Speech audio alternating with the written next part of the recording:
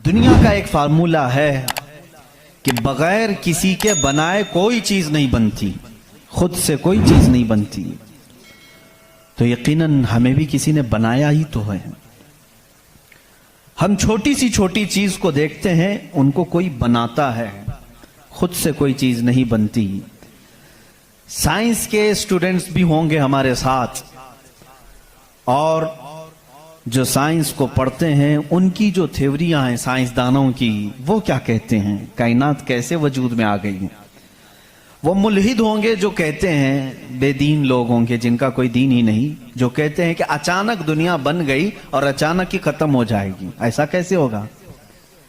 ऐसा कैसे होगा? अचानक दुनिया बन गई और अचानक खत्म हो गई। कोई नहीं है इसके आगे पीछे। मेरे अजीजों, जो गौर व फिक्र करने वाले साइंसदान हैं वो भी अब इस नतीजे पर पहुंचे हैं कि दुनिया में एक बहुत बड़ा धमाका हुआ था कई अरब साल पहले, कई लाख साल पहले, उनके एतबार से, उनके इल्म के एतबार से, जिसको ये बिग बैंग कहते हैं। बिग बैंग क्या चीज है? तो साइंसदान ये कहते हैं कि कई सालों तक इस रुए जमीन पर सिर्फ समंदर था, और समंदर में भी जो गैस होती थी वो सब हाइड्रोजन, और सिर्फ 99% हाइड्रोजन और 1% सिर्फ ऑक्सीजन का यहां पर वजूद था, जिसकी वजह से कोई दूसरा जिंदा रह नहीं सकता था। यह साइंसदानों की तहकीक है। उसके बाद फिर उन्होंने ये कहा कि एक धमाका हुआ और समंदर से, पानी से हर चीज बनती चली गई, पानी से बनती चली गई। ये 21वीं सदी में बात की जा रही है। ये बात 21वीं सदी में की जा रही है, और साइंस के वजूद की तारीख में अगर आप जाएंगे तो ज्यादा से ज्यादा कि 400 साल पहले तक की तारीख होगी। 16वीं सदी में, 17वीं सदी में, 17वीं सेंचुरी में साइंस की कुछ ना कुछ चीजें इजाद होने लगी, जिसको आज हम साइंस कह रहे हैं। और कुरान में मौला फरमाता है, वजअलना मिनल माइ कुल्ल शैइन हय्यिन, हमने हर चीज को पानी से बनाया है। ये रब ताला फरमा रहा है, उसका कुरान अजीम गवाही दे रहा है। कुरान किस जमाने में उतरा वो भी आपके जहन में होना चाहिए। किस जमाने में कुरान आया है ये भी आपके जहन में अच्छी तरह से फिट होना चाहिए, ताकि अब साइंस की तहकीकात और उस जमाने को मैच करके देख सकें आप। कुरान उस जमाने में आया है जहां यूरोप में लोग जानवरों के साथ रहते थे। अमेरिका का तो इंकिशाफ भी नहीं हुआ था। अमेरिका नाम का कोई मुल्क है ये पता भी नहीं था लोगों को। जितनी दुनिया थी इसमें सबसे ज्यादा तहजीब वाला मुल्क, तमद्दुन वाला मुल्क ईरान था, अरब थे, रोम थे। बाकी सब तो बिछड़े हुए लोग थे। रोम, ईरान और अरब को उस जमाने में तहजीब वाला कहा जाता था। उनकी तहजीब का आलम यह था कि जब मेरे आका सल्लल्लाहु तआला अलैहि वसल्लम मदीना तैयबा में तशरीफ लाए, ये बहुत बड़े तहजीब वालों की बात मैं कर रहा हूं, यानी बहुत नॉलेज रखने वालों की बात कर रहा हूं। इतना नॉलेज था कि जब मेरे आका मदीने में तशरीफ लाए तो सिर्फ 6 लोगों को लिखना आता था। ये बड़े तमद्दुन वाले लोग थे, बड़े नॉलेज वाले लोग थे। उस जमाने का इल्म यहां तक पहुंचा हुआ था। मेरे अजीजों, बाकी यूरोप वगैरह का हाल तो बहुत ही बदतर था। यहां तक कि आबादी कैसे बनाई जाए ये सलीका इस्लाम ने बताया है। रोड तक बनाने के तरीके, रास्ते कैसे बनते हैं, ये भी कोई इल्म नहीं था पहले। लोग सितारे देखते थे और चलते जाते थे। आज जो रोड बने हुए हैं इसकी इजाद ही सैयदना उमर फारूक ने की है रदी अल्लाह ताला, कि आम एक रास्ता होना चाहिए, हाईवे होना चाहिए, उसको पक्का बनाना चाहिए कि लोग इसी से गुजरें। आज आपको रास्ते इतने बने हुए हैं इसलिए कोई तारा नहीं देखता, सिर्फ सामने देखते हैं। अब तारे देखेंगे तो फिर बड़ा मसला हो जाएगा। उस जमाने में तारे देख करके चलते थे। अजीजान गिरामी, यूरोप का हाल उस जमाने में यह था कि नॉलेज नाम की कोई चीज नहीं थी। वो लोग अंधविश्वास, जैसे आज भी हमारे यहां कुछ लोगों में मौजूद है, अंधा यकीन, इन चीजों पर बहुत अमल करते थे। जैसे अपशगुन हो जाना, ये तमाम मामलात में बहुत वो आगे थे। हत्ता कि बीमारियों को भी वो बीमारी नहीं समझते थे। जैसे आज यूरोप जादू टोने पर यकीन नहीं रखता, हर चीज को बीमारी कहता है। उस जमाने में हर बीमारी को वो जादू समझते थे, शैतान समझते थे। बीमारी का उनको इदराक भी नहीं था। इस्लाम में जो फुकहा पैदा हुए, जो अतिब्बा पैदा हुए, जो साइंसदान पैदा हुए, उन्होंने बीमारी के मुतालिक बहुत सारे तहकीकात पेश किए। सिर्फ ये बात मैं अर्ज करना चाहूंगा कि कुरान उस जमाने में नाजिल हुआ है जब इल्म का वजूद ज्यादा नहीं था लोगों के पास, इतना कि कोई इक्का दुक्का लिखना जानता था।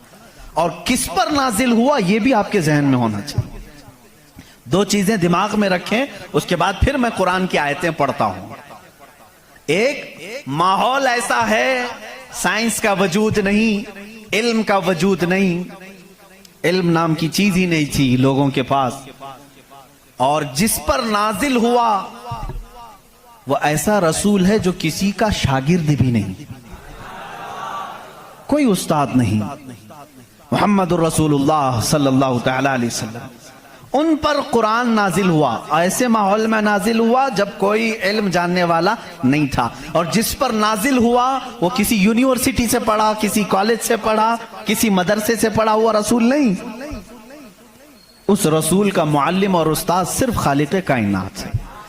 जिब्राइल अलैहिस्सलातु तस्लीम का भी सिर्फ इतना काम रहा है, जो रब ने हुक्म दिया उतना ही पहुंचा दिया।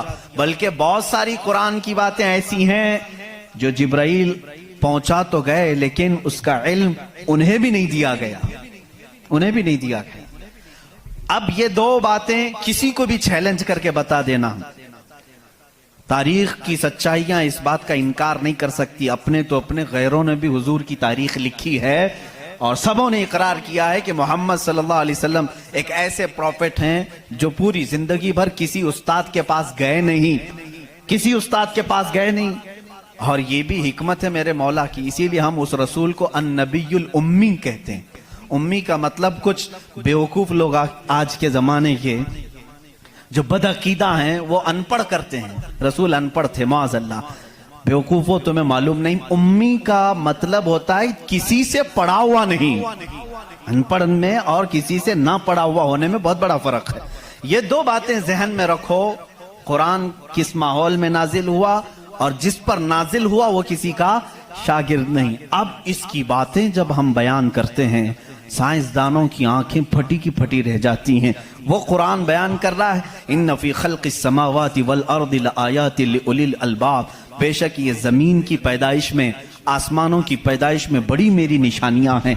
अल्लाह फरमा रहा है, रात को हम जाइल करते हैं, उसी से दिन निकालते हैं। कुरान ये कह रहा है, वजअलना मिनस समाई, आसमान से अल्लाह तबारक व तआला ने ये वजअलना समा सक़फ़न महफूज़ा, कुरान कहता है हमने आसमान को एक महफूज छत बनाया है।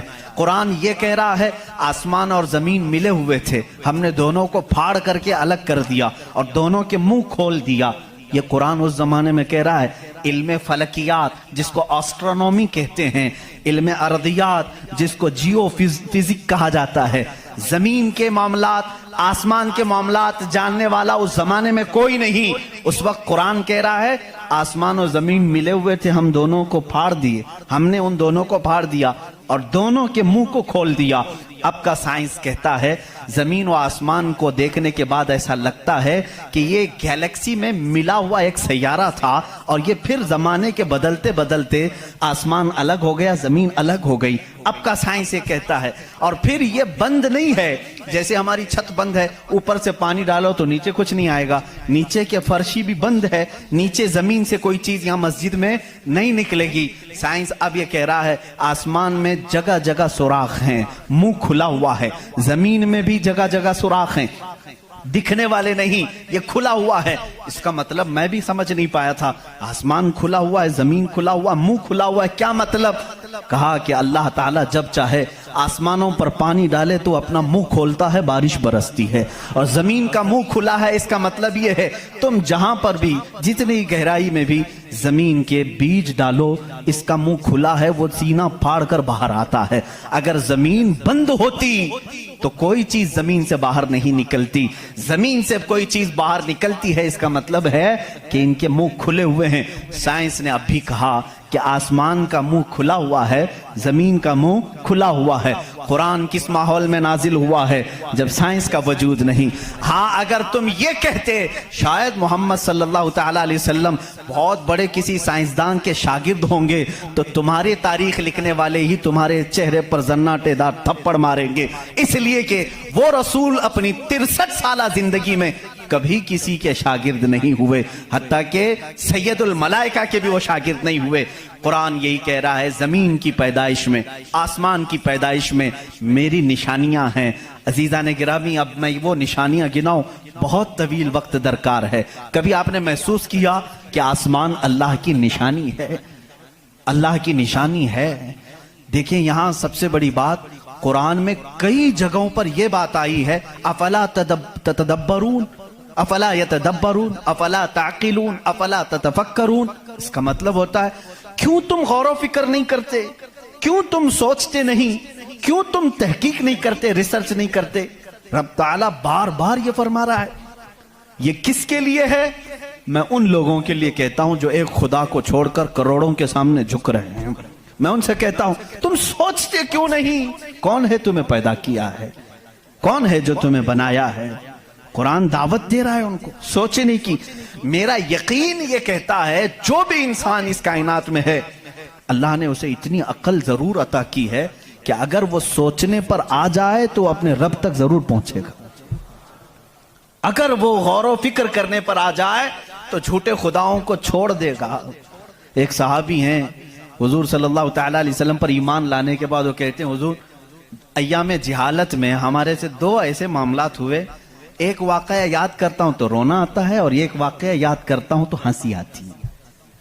जिहालत में हम कुछ ऐसे काम करते थे इस्लाम लाने से पहले कि कुछ एक वाकया ऐसा है कि हम रो पड़ते हैं याद आती है तो, और एक वाकया ऐसा है कि वो याद आती है तो हंस पड़ते हैं। हुजूर ने पूछा, वो दोनों क्या है? उन्होंने कहा, जिहालत में जब हमारे घर बेटी पैदा होती तो हम उसका गला मरोड़ कर दफन कर देते थे। हमने अपने हाथों से कई बच्चियों को दफन किया, वो जब भी याद आता है तो रो पड़ते हैं, रोना आता है। हंसी किस बात पर आती है? वो कहते हैं, हम जब सफर पर निकलते थे तो हमारे जो खुदा होते थे उनको आटे का बना लेते थे हम, वैसे तो मिट्टी का बनाते हैं और फिर पानी में डुबोते हैं। उनकी ज़ुर्रियत आज भी मौजूद है। अरब वालों में अगर मैं बयान करूं कि हाथों से खुदा बनाए जाते हैं तो उन्हें यकीन नहीं आता। हिंदुस्तान वालों को बहुत जल्दी यकीन आएगा। तो वो सहाबी कहते हैं, हम आटे के बनाते थे।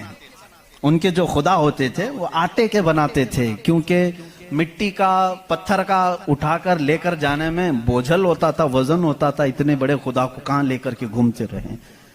वो साहब ही कहते हैं, हम आटे का बनाकर ले जाते। फिर हंसी किस बात पर आती है?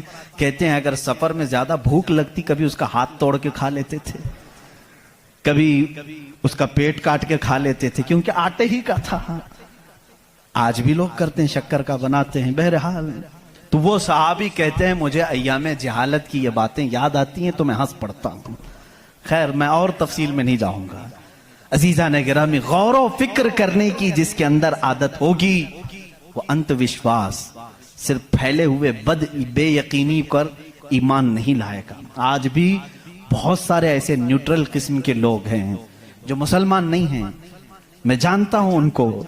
वो खुद आइडल वर्शिपर्स नहीं हैं, वो खुद इस बात का इनकार करते हैं कि अपने हाथों से बनाई हुई चीज की इबादत कैसे की जाए। हम उस पावर को मानते हैं जो हमारी आंखों में नहीं आता मगर हम सबको देख रहा है। ऐसे लोग भी हैं। हाँ, अगर कोई इस तरह का मुआहिद है, वो अल्लाह की वहदानियत को तस्लीम करता है, तो उसके हिदायत की भी उम्मीद है। मैं ये कह रहा था, आसमानों और जमीनों में अल्लाह ने फरमाया मेरी निशानियां हैं। गौर व फिक्र करना चाहिए। निशानी कैसे? पूरी दुनिया के बहुत तरक्की याफ्ता साइंस से मेरा ये चैलेंज है, मेरी ये बात का ये चैलेंज है। बहुत तुमने तरक्की की, लेकिन एक ऐसी छत बना करके दिखाओ जिसका कोई पिल्लर ना हो। हवा में छत कायम करके दिखाओ, और वो भी इतनी मोटी होनी चाहिए, इतनी मोटी कि जिसके बारे में हुजूर अकरम सल्लल्लाहु अलैहि वसल्लम ने फरमाया कि उसकी मोटाई 500 साल अगर कोई घोड़ा दौड़े तो तय ना हो पाए। वो आसमान की मोटाई।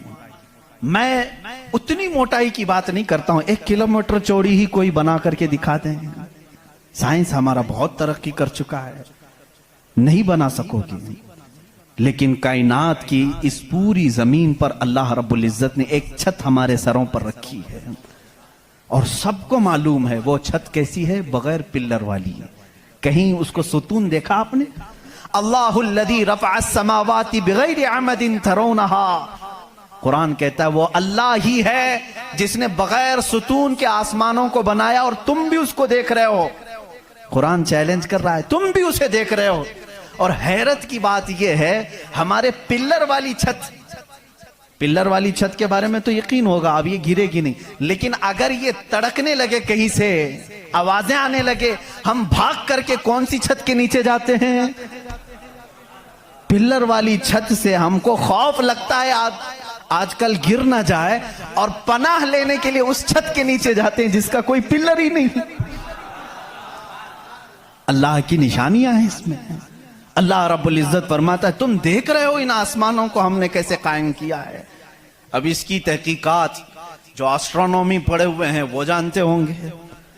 इल्म फलकियात उसको कहते हैं, आसमानों का इल्म। ये भी अभी सबको पूरा हासिल नहीं हो सका। जो हमारी नजरों में नजर आ रहा है ये तो धुआं है, बादल है। आसमान तक पहुंचने के लिए पता नहीं कितना सफर। और इसमें अल्लाह रब्बुल इज्जत ने सितारों के एक ऐसे झुरमुट को रखा है। आसमान कितना चौड़ा है, कितना लंबा है, गेस कर सकते हैं हम? कभी गेस करेंगे आप? मैं सिर्फ एक हिसाब बताता हूं। उस आसमान में अल्लाह ताला फरमाता है कुल्लुन फी फलकिन यस्बहून। सूरज, चांद, जितने भी गैलेक्सी के स्टार्स हैं, तारे हैं, ये सब आसमान में तैर रहे हैं। अल्लाह फरमा रहा है सूरह यासीन की आयत है, ये सब आसमान में तैर रहे हैं, लटक रहे हैं। अच्छा, जिस पर लटक रहे हैं जाहिर सी बात है वो बड़ा होना चाहिए। अब वो कितना बड़ा होगा? वो छत की चादर कितनी बड़ी जिसपे सूरज भी लटक रहा है, चांद भी लटक रहा है। हमने साइज पूछा साइंसदानों से, साइज पूछा कि ये कितने बड़े बड़े हैं जो आसमान में लटक रहे हैं। तो उन्होंने कहा सबसे करीब जो हमारा सितारा है, सैयारा है, जमीन से जो सबसे करीब सैयारा है वो चांद है। और सूरज का क्या हाल है? कहा सूरज जमीन से 13 लाख गुना बड़ा है। 13 लाख गुना बड़ा। अब यहां हमारी अकलें शशदर हो जाती हैं, किसी के पास कैलकुलेटर भी नहीं, कितना हिसाब करें। 13 लाख गुना बड़ा जमीन से, हमारे तस्वुर में नहीं आता। वो कहां लटक रहा है? आसमान में। चांद इससे 50 गुना बड़ा है जमीन से, वो कहां है? आसमान में। अच्छा, इतना ही नहीं, ये गैलेक्सी के अंदर सूरज से 50 गुना बड़े इतने सैयारे हैं कि जिनमें से सिर्फ अभी 40% का दरियाफ्त की जा चुकी है, बाकी 60% अभी तक साइंसदानों को पता ही नहीं। सूरज से 50 गुना बड़े सैयारे और मौजूद हैं। पूछा ये सब कहां है? ये भी आसमान में है। इसीलिए मेरे मौला ने फरमाया बेशक आसमानों की पैदाइश में उसकी बड़ी निशानियां हैं। अब मेरे अजीजों, आओ, तुम्हें अपने घर की छत डालने के लिए कितने दिन लगते हैं, कितने वर्कर लगते हैं, कितने मजदूर लगते हैं, क्या क्या इसके लिए सामान लगते हैं, ये सब तुम्हें मालूम है जिन्होंने छतें डाली। अब इतनी बड़ी छत जिसने कायम की है, जिसमें लाखों गुना बड़ा जमीन से सूरज भी है, चांद भी है, गैलेक्सी के और स्टार्स हैं, वो खुदा फरमा रहा है आसमान को, जमीन को किस तरह से उसने बनाया। कुरान में है सिर्फ 6 दिन में इन दोनों की पैदाइश हुई। उससे भी बल्कि अल्लाह ताला फरमाता वजअल अर्द फी यौमैन। अल्लाह ने जमीन को 2 दिन में पैदा फरमाया, आसमान को। और इसमें जितनी सजावट है, सजावट क्या है? ये पूरे समंदर को रब फरमा रहा है वो जमीन की जीनत है, जितने दरख्त हैं वो जमीन की जीनत हैं। और आसमान की जीनत क्या है? चांद है, सूरज है, सितारे हैं। ये सब 4 दिन में बने, कुल 6 दिन में इनकी पैदाइश हुई है। कुल 6 दिन में इनकी पैदाइश हुई है। मियाँ हमारी दुकान नहीं बनती 6 दिन में, और वो खालिक कायनात फरमा रहा है 6 दिन में इस पूरी कायनात के जमीन और आसमान की पैदाइश हुई। तो क्या ये अल्लाह रब्बुल इज्जत की निशानियां नहीं है? गौर और फिक्र, तदब्बर। मैं अगर सुनी हुई बातों पर यकीन नहीं आता कुछ लोगों को, क्योंकि वो साइंस के माहौल में आज जी रहे हैं, वो हर बात साइंस की यकीन के साथ मान लेते हैं। मैं उनसे ही कहता हूं, अपने साइंसदान आकाओं से पूछें कि इस जमीन का हजम कितना बड़ा है, आखिर ये ठहरी कैसे है इतने दिन तक, या अब तक कायम कैसे है, ये हिलती क्यों नहीं है। अच्छा, उसके बाद रब ताला फरमाता है हमने इस जमीन को पानी पर बिछाया है। ऐ अल्लाह, तेरे अजायब कुदरत अजीब दर अजीब हैं, कितने अजीब हैं। आपसे मैं कहता हूं, हौज में या मस्जिद का भी हौज है, जाओ एक चादर उसके ऊपर बिछाओ, टॉवेल लेकर के बिछाओ, कितनी देर तक वो पानी पर खड़ा रहेगा। टॉवेल, चादर, इसकी मोटाई कितनी है, बहुत पतली सी है, वो एमएम में आएगी, लेकिन वो आपके इस पानी पर ठहर नहीं सकती। अगर आप कहें मोटी चीज मैं बिछाऊं, मोटी चीज बिछा करके दिखाओ, कितनी देर वो रुक सकेगी, नहीं रुक सकेगी। और ये अल्लाह ने कुरान में फरमाया हमने पानी पर जमीन को बिछाया, और इसका इनकार साइंस भी नहीं कर रही है। साइंस भी यही कहती है जमीन को जितनी जगह से खोदा जाए पानी ही है। हम भी तो बोरवेल जो निकालते हैं, जमीन को खोदने के बाद पानी आता है। अब पानी पर इस जमीन को बिछाया रब तबारक व तआला ने, कितना वजन ये उठाई हुई है, कितना वजन उठाई हुई है। सबसे बड़ा वजन तो उन मुशरिकीन का है जो उस रब को नहीं मानते हैं। ये धरती का बोझ इनको कहते हैं, ये सबको उठाई हुई है। पता नहीं कितने करोड़ों टन इस पर वजन है ये, लेकिन कभी भी हिलती हुई नजर नहीं आती। लेकिन उसको भी कुरान में अल्लाह फरमा रहा है हमने इस जमीन को हिलने से रोकने के लिए जगह जगह पर पहाड़ों को मेख बनाकर गाड़ दिया। वल जिबाल औतादा, और पहाड़ों को हमने मेख बनाकर गाड़ दिया है। अब इसकी तहकीक इस जमाने में, मैंने अपने पढ़ने के जमाने में इसकी एक तहकीक अपने उस्ताद के पास पढ़ी थी। सफा मरवा के बारे में इख्तिलाफ चल रहा था। सऊदी यहूदी हुकूमत ने सफा मरवा को पूरी तौर पर ख़त्म करने की नापाक कोशिश की और अलग से उन्होंने मसआ बनाया सही करने का। तो इख्तिलाफ उलमा में था कि इन्होंने ज़्यादा चौड़ा कर दिया।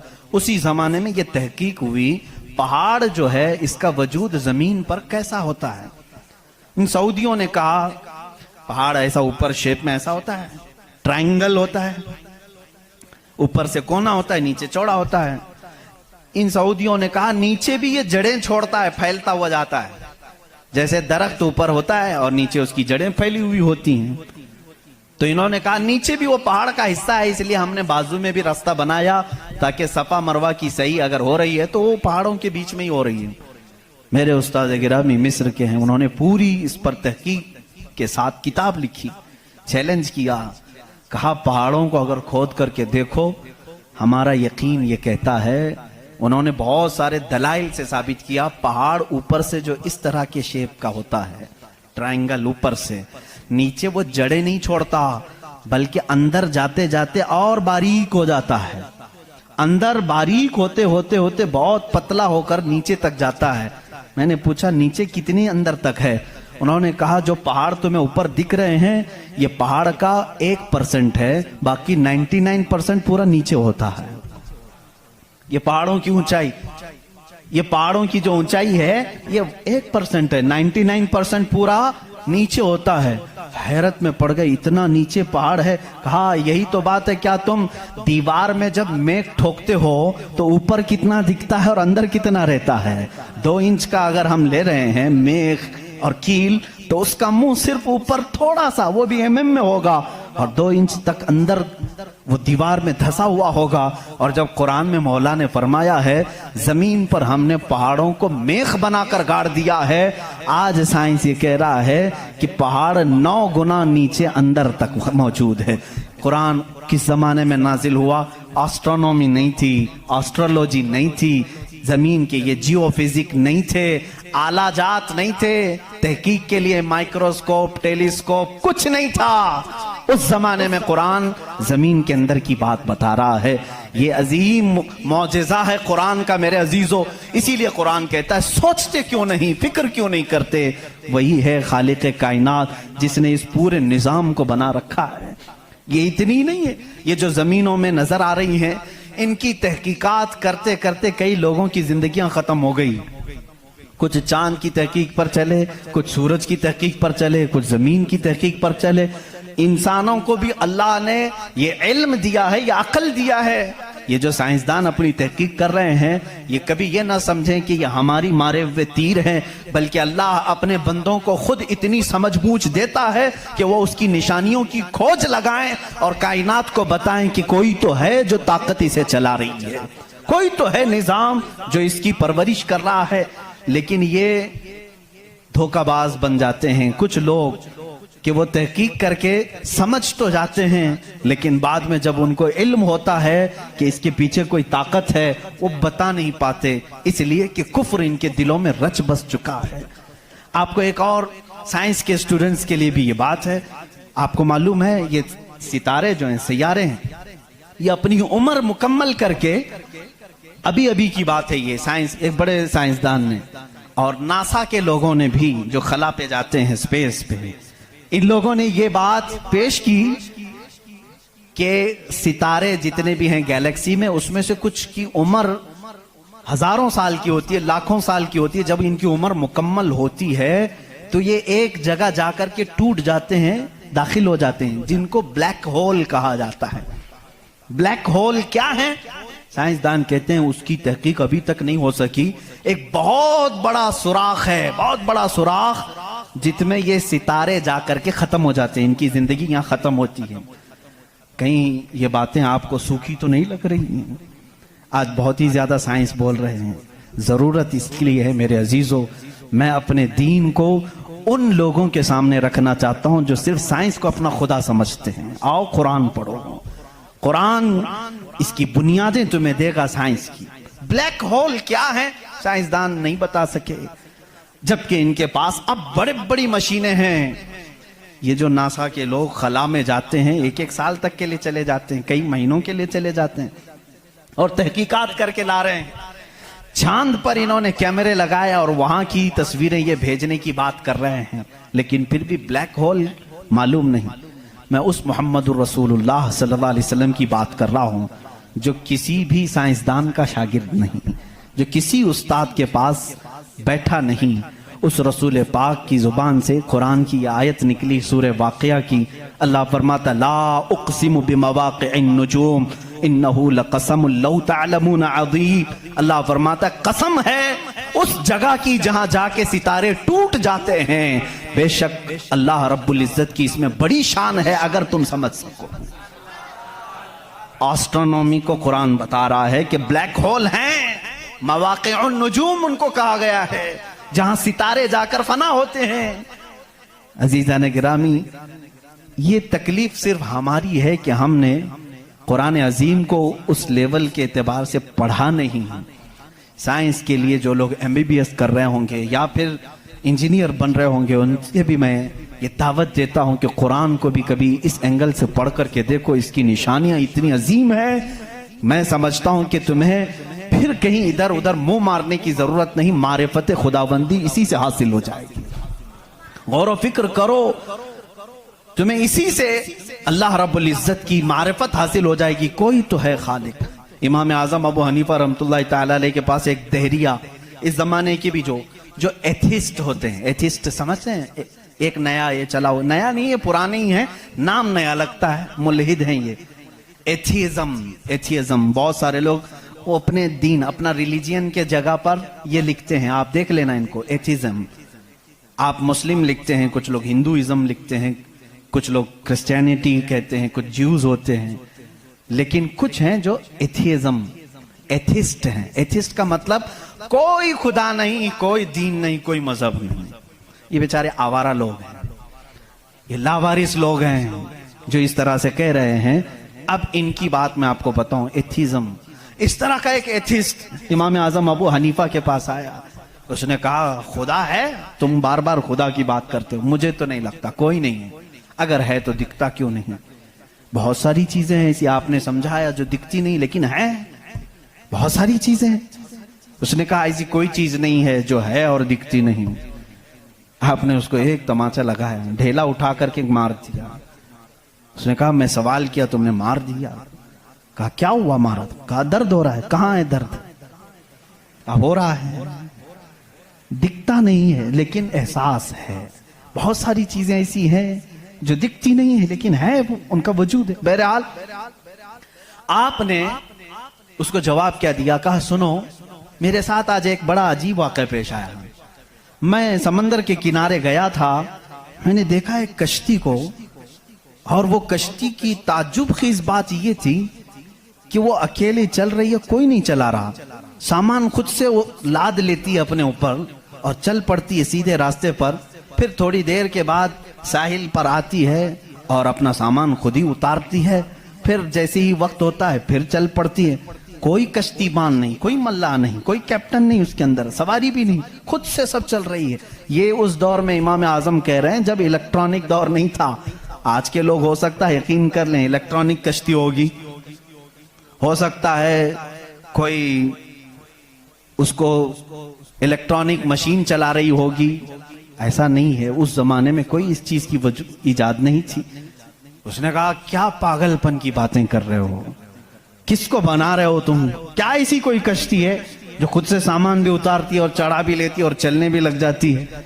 इमाम आजम अबू हनीफा रहमतुल्लाह अलैह ने फरमाया इतना तेरा दिमाग चलता है कि कोई कश्ती समंदर पर बगैर चलाने वाले के नहीं चलती। ये पूरे दिन और रात का निज़ाम और लोगों की मौत व हयात का निज़ाम, ज़मीन से पौधों को निकालने का निज़ाम, बराबर वक्त पे मौसम के आने का निज़ाम बगैर किसी के चलाए कैसे चल सकता है? कभी इसमें ताखीर तुमने देखी? कभी तुमने ये देखा कि रात हुई ही नहीं? कभी तुमने देखा कि दिन हुआ ही नहीं? वो अपने वक्तों पर सारी चीजें चला रहा है। अजीज़ा ने गिरामी, इन तमाम चीज़ों में एक निशानी है उसके वजूद की। इसीलिए अल्लाह रब्बुल इज़्ज़त ने सूरह इखलास में यूं फरमाया कुल हुवल्लाहु अहद, ऐ महबूब आप फरमा दे वो अल्लाह एक है। अब एक होने की निशानियां भी बहुत हैं, एक होने की निशानियां भी बहुत हैं। हम बचपन में पढ़ते थे, हमारे पास एक हमारे वालिद किताब पढ़ाते थे, उसमें एक सवाल एक बूढ़ी औरत से किसी ने किया था कि बड़ी भी तुमने अल्लाह को एक माना है? कहा हाँ बिल्कुल। वो चरखा सिलती थी, चरखा जिसमें कपड़े सिले जाते हैं। मौलवी साहब ने पूछा क्या दलील है कि कोई निजाम को चला रहा है, कोई है खुदा? उसने कहा मेरी मशीन ये सबसे बड़ी दलील है मेरे लिए। कहा कैसे? कहा ये जो चक्कर काटती है मशीन, जब तक मैं पांव हिलाती नहीं ये चरखा चलता नहीं। ये निजाम शमसी पूरा बगैर किसी के चलाए कैसे नहीं चलता? कहा अच्छा ठीक है, बड़ी अक्लमंद औरत है, मशीन को ही अल्लाह की निशानी समझ लिया तूने। उस औरत से उन्होंने दूसरा सवाल किया, अच्छा चलो ठीक है कोई तो है चलाने वाला, ये क्यों कहती हो कि वो एक ही है? कहा चलो ठीक है, उसकी भी निशानी मेरी ही मशीन है, उसकी निशानी भी मेरी ये मशीन है। कहा कैसे? कहा चलो मैं इधर से चलाती हूँ तू उधर से चला, बैठ जा मेरे सामने, मैं इधर से चलाती हूँ तू उधर से चला, फिर देखते हैं कपड़े की हालत क्या होती है। कपड़ा जो है हो सकता है लेडीज की बजाय जेंट्स का हो जाए, जेंट्स की बजाय लेडीज का हो जाए, कुछ का कुछ बन जाए। क्यों? उन्होंने कहा बात तो सही है। उस बूढ़ी औरत ने कहा मैंने अपने चरखे से ही ये दीन सीखा कि अगर कायनात में एक के बजाय दूसरा होता तो झगड़े हो जाते। एक खुदा कहता मैं बारिश बरसाऊंगा, दूसरा कहता नहीं नहीं मैं धूप डालूंगा, तीसरा कहता नहीं मैं ठंडी लाऊंगा। इनके झगड़ों में फिर कायनात का निजाम दरहम बरहम हो जाता। लेकिन निजाम बराबर बराबर चल रहा है, इस बात की दलालत है कि चलाने वाले दो नहीं एक ही है, तो नहीं है एक ही है। अगर दो होते, उसी को अल्लाह ने कुरान में फरमाया लौ कान फीहिमा आलिहतुन इल्लल्लाहु लफसदता, अगर जमीन और आसमान में दो खुदा होते अल्लाह के अलावा, रब फरमा रहा है जरूर इसमें फसाद हो जाता, जरूर फसाद हो जाता। इसलिए कि एक जो अकल से हमारे दरमियान हमने देखा है जो चला सकता है वो दो लोग नहीं चलाते हैं, दो लोगों की जहनियत अलग हो जाती। अब इसको फलसफे में आएंगे जिसको फिलॉसफी कहते हैं, यह भी एक इल्म है। फलसफी लोगों के दिमाग के एतबार से भी हमने इसको साबित किया। अगर दो हैं पहली बात आपके दिमाग में यह होना चाहिए कि खुदा वो है जो किसी का मोहताज नहीं। इतनी बात तस्लीम करते हो, जो किसी का मोहताज नहीं। जब ये फार्मूला तुम्हारे दिमाग में है तो आप दो को लेकर के आओ। दो को लाओगे तो दोनों का दिमाग एक साथ नहीं चलेगा, या तो फिर मशवरे से चलेंगे। मशवरा करेगा तो एक दूसरे का मोहताज होगा, और जो मोहताज होगा वो खुदा नहीं होगा। मिसाल के तौर पर दोनों बैठे हैं, चलो आज मीटिंग करते हैं, कल बारिश करेंगे, तो जाहिर सी बात है एक ने दूसरे को पूछा तो पहला वाला दूसरे का मोहताज हुआ कि नहीं। अब खुदा के बारे में हमारा तस्वूर यह है, वो अपने कामों में किसी की शिराकत नहीं चाहता, कोई शरीक नहीं है उसका। अब अगर शरीक हो गया तो उसकी फजीलत कहां है? एक होने में जो फजीलत है वो दो में है नहीं। एक होने में जो फजीलत है वो दो में है नहीं। इसीलिए हम लाखों करोड़ों के सामने सर झुकाने वालों से कहते हैं, मान लो एक ही को तस्लीम करो। इसलिए कि जितने अदियान हैं दुनिया में, तकरीबन सबके यहां एक तस्वूर है खुदा का तस्वूर। सब एथिज्म को छोड़ करके मैं बाकी सब की बात करूं, हिंदुओं के नजरियात में भी खुदा का तस्वूर है, कोई तो है, एक भगवान के कुछ भी नाम ले। ईसाइयों के मजहब में यही हमारे रब्बे जुल जलाल का तस्वूर है, खुदा का वो भी यकीन करते हैं। यहूदी भी खुदा को मानते हैं, सिखों के यहाँ भी है। तकरीबन दुनिया में जो भी रिलीजियस है, किसी मजहब को मानता है, उन सब मजहबों में खुदा का तस्वूर है। लेकिन अब ये झगड़ा है कि मानने में कौन खुदा है कौन नहीं है। यहां तक तो सब मुत्तफिक हैं, है कोई तो है, लेकिन यहां आकर के चूक जाते हैं कि किसको मानना चाहिए किसको नहीं। इसलिए मेरे अजीजों, इस्लाम ने वो निशानियां रब्बे जुल जलाल के वाहिद होने की और उसके ताकतवर होने की रखी हैं, जिसको आज तक दुनिया इनकार नहीं कर सकी, और कुरान के इस मौजज़े को आज तक कोई चैलेंज नहीं कर सका। मैं साइंसदानों से भी कहता हूं, आपको एक बात ये भी मैं बता दूं, अभी 18वीं सदी की बात है। 18वीं सदी में अमेरिका का सफर करने वाले एक साइंसदान ने एक नई चीज का इंकशाफ किया। अटलांटिक ओशियन में या समंदर के एक हिस्से में एक ऐसी जगह है जो बिल्कुल ही डार्क है, डार्क स्पेस उसको कहते हैं, यानी वहां रोशनी बिल्कुल नहीं, सूरज की एक किरण भी वहां नहीं आती, इतना वहां पर, इतनी वहां तारीकी है। ये कब? 18वीं सदी में, यानी आज से 200 साल पहले की बात है। उसने इंकशाफ किया, दुनिया को बताया, मैंने एक ऐसी जगह देखी, बहुत ही डार्क है, बहुत अंधेरा है। वो जब वापस आया तो उलमाए रब्बानीयीन ने सूरह नूर की कुरानी आयतें पढ़ी। अल्लाह फरमाता है कि इज़ा अखरज यदहु लम यकद यराह व मन लम यजअलिल्लाहु लहू नूरन फमा लहू मिन नूर। अल्लाह फरमाता है, हमने कायनात में एक ऐसी जगह रखी है कि उस पे अंधेरियों पर अंधेरियां हैं, अगर तुम हाथ भी निकालोगे तो हाथ भी नजर नहीं आएगा, हाथ भी नजर नहीं आएगा। ये कहां का?